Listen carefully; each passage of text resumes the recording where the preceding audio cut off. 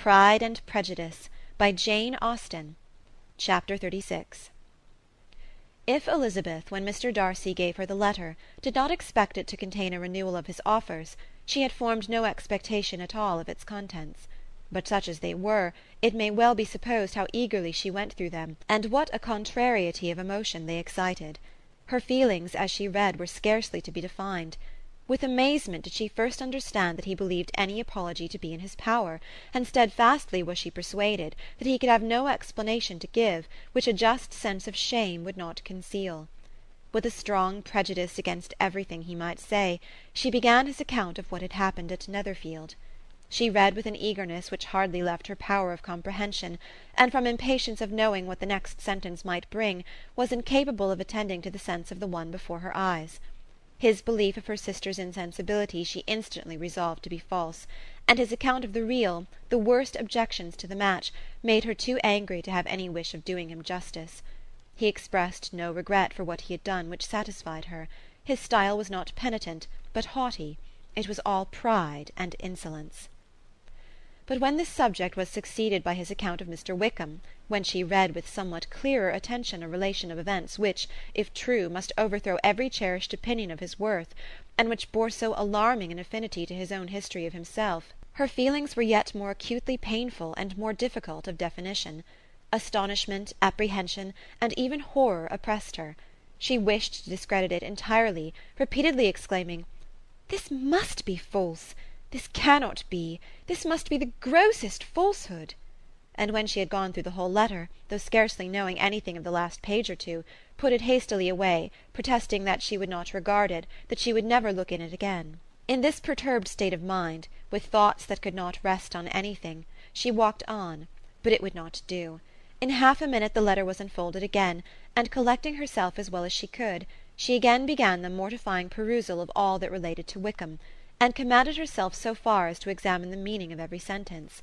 The account of his connection with the Pemberley family was exactly what he had related himself, and the kindness of the late Mr. Darcy, though she had not before known its extent, agreed equally well with his own words.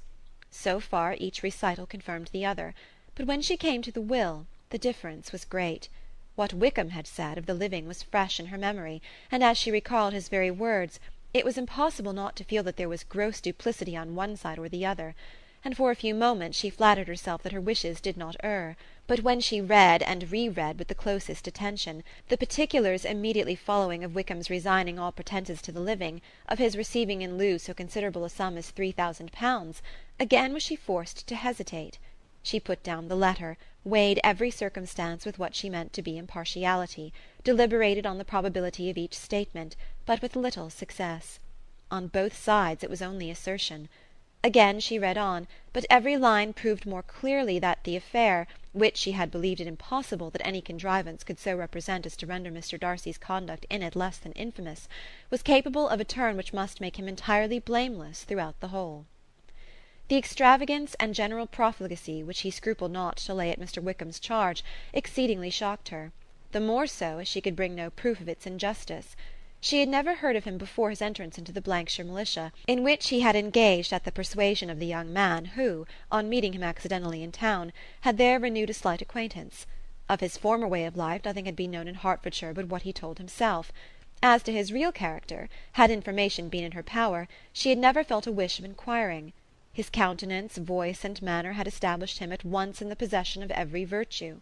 She tried to recollect some instance of goodness, some undistinguished trait of integrity or benevolence, that might rescue him from the attacks of Mr. Darcy, or at least, by the predominance of virtue, atone for those casual errors under which she would endeavour to class what Mr. Darcy had described as the idleness and vice of many years' continuance.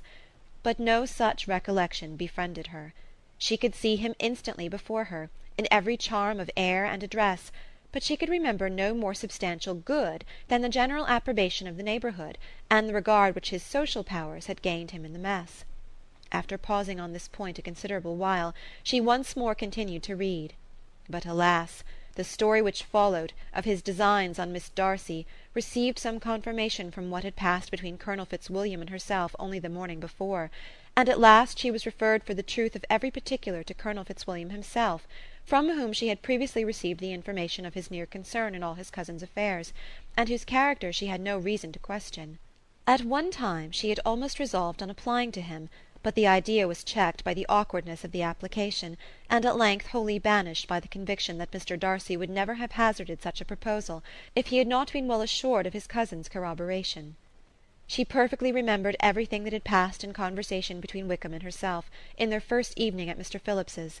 Many of his expressions were still fresh in her memory. She was now struck with the impropriety of such communications to a stranger, and wondered it had escaped her before. She saw the indelicacy of putting himself forward as he had done, and the inconsistency of his professions with his conduct. She remembered that he had boasted of having no fear of seeing Mr. Darcy, that Mr. Darcy might leave the country, but that he should stand his ground. Yet he had avoided the Netherfield ball the very next week. She remembered also that, till the Netherfield family had quitted the country, he had told his story to no one but herself, and that after their removal it had been everywhere discussed, that he had then no reserves, no scruples in sinking Mr. Darcy's character, though he had assured her that respect for the father would always prevent his exposing the son. How differently did everything now appear in which he was concerned! His attentions to Miss King were now the consequence of views solely and hatefully mercenary, and the mediocrity of her fortune proved no longer the moderation of his wishes, but his eagerness to grasp at anything. His behaviour to herself could now have had no tolerable motive. He had either been deceived with regard to her fortune, or had been gratifying his vanity by encouraging the preference which she believed she had most incautiously shown.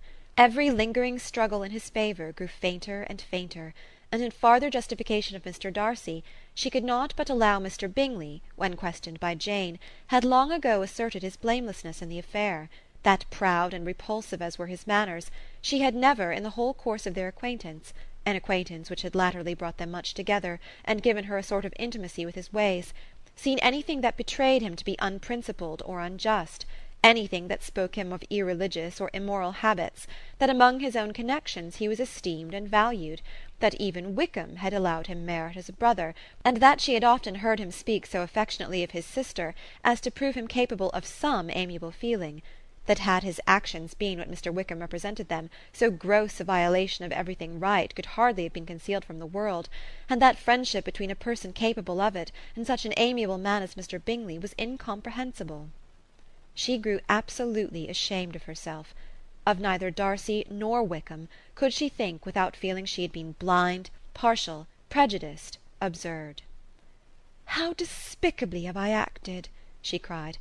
"I who prided myself on my discernment, I who have valued myself on my abilities, who have often disdained the generous candour of my sister, and gratified my vanity in useless or blamable mistrust.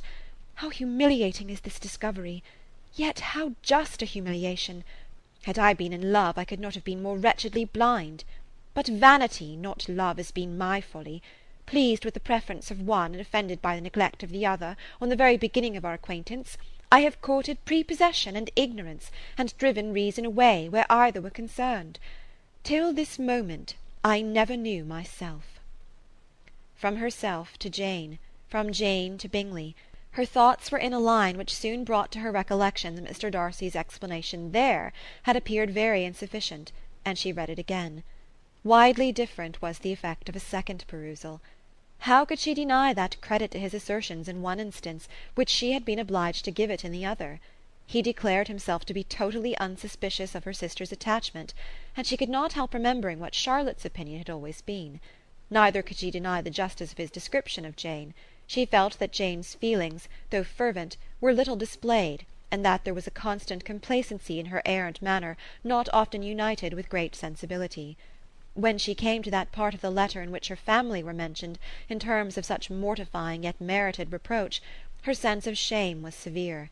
The justice of the charge struck her too forcibly for denial, and the circumstances to which he particularly alluded as having passed at the Netherfield ball, and as confirming all his first disapprobation, could not have made a stronger impression on his mind than on hers. The compliment to herself and her sister was not unfelt. It soothed but could not console her for the contempt which had thus been self-attracted by the rest of her family, and as she considered that Jane's disappointment had in fact been the work of her nearest relations, and reflected how materially the credit of both must be hurt by such impropriety of conduct, she felt depressed beyond anything she had ever known before. After wandering along the lane for 2 hours, giving way to every variety of thought, to reconsidering events, determining probabilities, and reconciling herself, as well as she could, to a change so sudden and so important, fatigue, and a recollection of her long absence, made her at length return home, and she entered the house with the wish of appearing cheerful as usual, and the resolution of repressing such reflections as must make her unfit for conversation. She was immediately told that the 2 gentlemen from Rosings had each called during her absence, Mr. Darcy only for a few minutes to take leave, but that Colonel Fitzwilliam had been sitting with them at least an hour, hoping for her return, and almost resolving to walk after her till she could be found. Elizabeth could but just affect concern in missing him. She really rejoiced at it. Colonel Fitzwilliam was no longer an object. She could think only of her letter. End of chapter 36.